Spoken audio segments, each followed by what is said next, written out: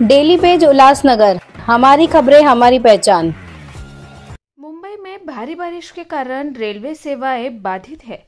अंबरनाथ में महालक्ष्मी एक्सप्रेस 2 से 3 घंटे तक लेट रही। भारी बारिश के कारण यात्रियों को भारी परेशानियां।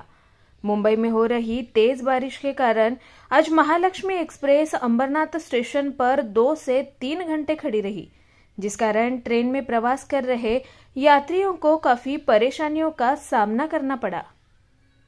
मावशी, कधीपासून गाडी थांबलेली आहे, काय सांगता? 2 तासापासून इथे गाडी थांबलेली आहे। आम्हाला खूप त्रास होतोय। आमची लहान लहान मुलं आहेत आमच्या सोबत, त्यांनाही त्रास होतोय। किती वेळ झाला आम्ही गाडीतच बसून आहे। आता कधी गाडी सुरू होईल? गाडी 6 वाजता मुंबईला पोहोचायची, ती अजून मला वाटतं जवळजवळ 2.25 तास झाले।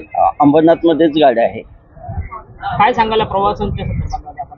हे बाकीचे म्हणजे कामाच्या बाबतीत काही लोकांचे हे हालचाल म्हणजे कशा ही स्थितीच वेगळं आहे ना, सांगूच शकत नाही। त्यांना कामाला टायमात जावं लागतंय, टायमात पोहोचूच शकत नाही ते।